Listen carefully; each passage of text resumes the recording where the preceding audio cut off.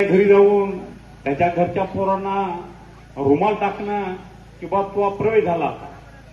आज एक नवीनच बाबूरावजी मला बातमी सांगितली की माझ्या दुकानावर जातात आणि माझ्या डोक्यावर हात ठेवा म्हणून आपले तळमुरीचे आमदार माझ्या डोक्यावर हात ठेवा असं म्हणून आपल्या हातानंच त्या माणसाचा हात डोक्यावर घ्याले आणि घाला शपथ माझी. आज तुझी तो वाट पाहिजेत लोक केव्हा जातोस म्हणून. कारण या हिंगोली शहराला लागलेला कलंक मित्र.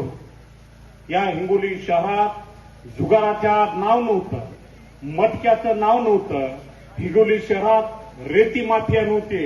हिंगोली शहरात या संतोष बागना रेती माफिया, जुगाराचे अड्डे, मटक्याचे अड्डे सुरू करण्याचं काम केलेलं आहे. त्याला जर चाप बसवायचा असेल या निवडणुकीत त्यांना त्यांची जागा दाखवण्याचं काम आमच्या मतदार बांधवांनी करावं अशी विनंती करण्यासाठी आम्ही इथं आलो. मित्रो, संतोष बांगर या भागात आल्यानंतर त्याला एकच प्रश्न विचारा. तू महादेवाचा भक्त आहे, दररोज 100 महादेवाचा तू शब्द घालतोस.